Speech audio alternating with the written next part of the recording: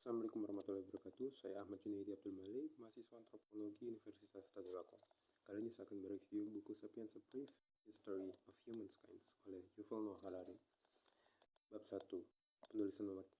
Penulis memakai bahasa yang membuat pembacanya berimajinasi bagaimana dunia yang kita tinggali mengalami masa revolusi yang panjang hingga membentuk makhluk-makhluk dari yang tinggal di laut hingga berkembangnya pemikiran salah satu makhluk yang tercipta di dunia ini, yakni manusia. Budaya manusia yang ditulis oleh penulis pada buku ini menggambarkan manusia yang pada zaman dahulu memiliki kesamaan pada zaman sekarang, berkelompok sosial dan kesamaan di kelompoknya seperti antara pria muda, anak muda, dan lain-lain. Dengan cara penulis sendiri berhasil membuat saya sebagai pembaca membayangkan seperti apa manusia pada zaman dahulu tidak seberpengaruh pada alam jika dibandingkan dengan makhluk lainnya, dengan memiliki sifat atau tingkah laku yang tidak jauh berbeda dengan simpanse, gajah, dan hewan mamalia lainnya. Yang membedakan manusia yakni mempunyai pikiran yang lebih kompleks. Pada bagian satu ini, penulis menerangkan spesies manusia yang pernah ada di bumi ini dari evolusi spesies manusia pertama di bumi, yakni Australopithecus, yang berarti keras selatan, hingga terbagi menjadi beberapa spesies manusia kuno. Perpindahan tempat yang dilakukan oleh Australopithecus ini dari benua Afrika hingga ke Eropa dan Asia inilah yang membentuk spesies manusia kuno lainnya. Penulis juga sangat jelas menjelaskan bahwa manusia kuno bisa terbagi menjadi berbagai spesies hanya karena berpindah tempat. Hal itu terjadi karena manusia kuno menyesuaikan kondisi alam di lingkungannya. Penulis juga menjelaskan segera rinci seperti apa yang dijelaskan dengan spesies dalam bahasa yang mudah dipahami. Spesies itu sendiri dijelaskan bahwa makhluk hidup yang punya kedekatan leluhur tetapi punya sedikit ketertarikan satu sama lain. Dalam hal ini dimaksudkan adalah seksualitas. Pada perkembangan atau evolusi tubuh manusia seperti otak yang lebih besar dari tubuh jika dibandingkan dengan makhluk lainnya. Hal ini mengorbankan bagian tubuh lain manusia seperti otot dan usus. Untuk zaman sekarang manusia, yakni manusia modern, kita dapat merasakan kelebihannya. Tetapi kekurangan dari dampak evolusi ini bisa saja dirasakan pada zaman manusia kuno dahulu.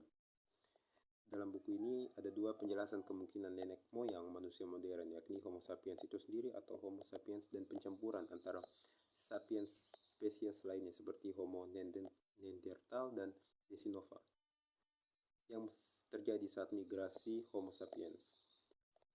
Revolusi kognitif dan keunggulan Homo sapiens. Sekitar 150.000 tahun lalu Homo sapiens sudah menghuni Afrika Timur.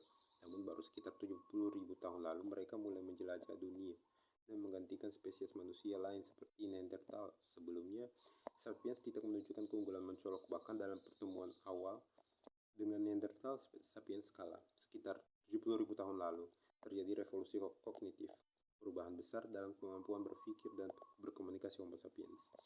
Kemungkinan akibat mutasi genetik ini membuat mereka mampu menciptakan alat canggih, seni, agama, dan struktur sosial kompleks. Ciri paling unik dari manusia modern adalah kemampuan menciptakan dan mempercayai fiksi seperti mitos, agama, hukum, dan negara. Kemampuan ini memungkinkan kerjasama dalam jumlah besar secara fleksibel, melebihi batas alami kelompok sosial sekitar 150 orang yang hanya bisa dijaga melalui gosip atau hubungan akrab seperti pada simpanse. Misalnya negara, agama, dan perubahan adalah konstruksi imajinatif yang disepakati bersama dan memungkinkan manusia membangun masyarakat besar. Contohnya, Peugeot SA, sebuah perusahaan besar yang tetap bisa ada walaupun semua karyawan pabrik dan mobilnya hilang, karena ia adalah fiksi legal dan hasil kesepakatan hukum dan kepercayaan kolektif. Kesimpulannya, Homo sapiens menguasai dunia yang bukan karena kekuatan fisik tapi karena kemampuan imajinatif kolektif, yakni menciptakan, mempercayai, dan bekerja sama berdasarkan mitos fiksi yang tidak nyata secara fiksi, namun sangat nyata secara sosial dan hukum.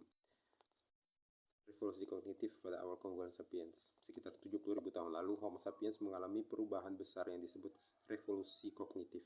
Ini adalah titik balik yang membuat sapiens mampu berpikir secara abstrak, berkomunikasi lebih kompleks dan berimajinasi dalam hal yang tidak nyata seperti dewa, bangsa, dan hukum. Kemampuan unik Homo sapiens bukan hanya menyampaikan informasi faktual, tapi juga bercerita tentang mitos atau fiksi. Misalnya, singa adalah penjaga suci suku kita. Ini mungkin mereka membangun kepercayaan kolektif. Mitos bersama inilah yang memungkinkan kerjasama dalam kelompok besar. Ribuan bahkan jutaan orang yang tidak saling mengenal secara pribadi. Ini sangat berbeda dari spesies lain, seperti simpanse yang hanya bekerja sama dalam kelompok kecil. Ya, contoh modernnya perusahaan seperti Pelagot SA hanyalah fiksi legal. Ia ada karena orang-orang percaya padanya dan hukum mendukung eksistensinya. Tapi secara fisik tidak ada PGO seperti entitas nyata.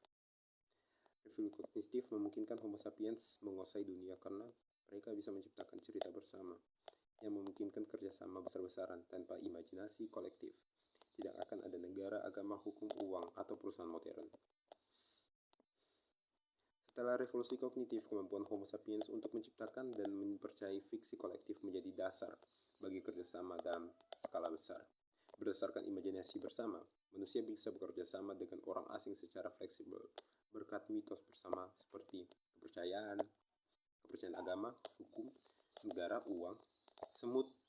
Contohnya semut dan lebah juga bisa bekerja sama dalam jumlah besar tapi dengan cara yang kaku dan naluriah. Simpanse bisa bekerja sama secara fleksibel tapi hanya dalam kelompok kecil yang saling mengenal.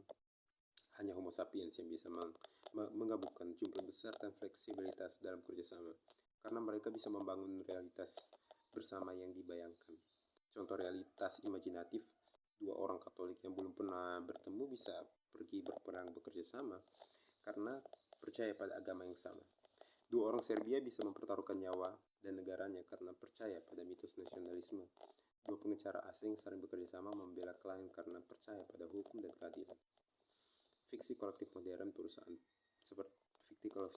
seperti perusahaan seperti Peggot adalah fiksi legal, tidak nyata seperti fiksi tapi aksi, eksis dan imajinasi kolektif dan sistem hukum.